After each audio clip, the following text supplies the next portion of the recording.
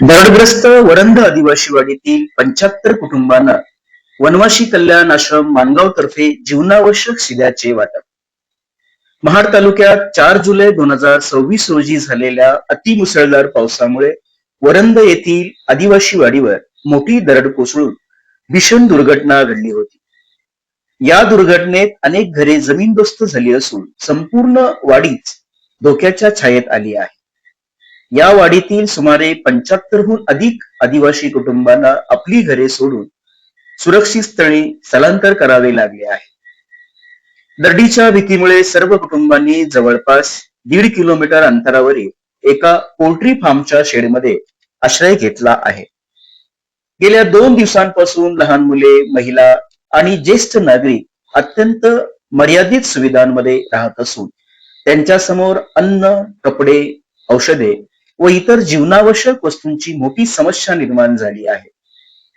या गंभीर परिस्थितीची माहिती महाड तालुक्यातील वनवासी कल्याण आश्रमाच्या कार्यकर्त्यांनी जिल्हा व प्रांत पदाधिकाऱ्यांना दिली.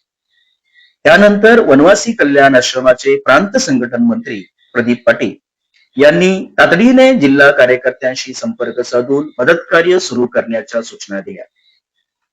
या अनुषंगाने मंगळवार दिनांक 7 जुलै रोजी वनवासी कल्याण आश्रमाच्या कार्यकर्त्यांनी प्रत्यक्ष वरंध आदिवासी वाडीला भेट देत सर्व 75 कुटुंबांना तांदूळ, डाळ, तेल, साखर तसेच अन्य जीवनावश्यक शिधा साहित्याचे वाटप केले.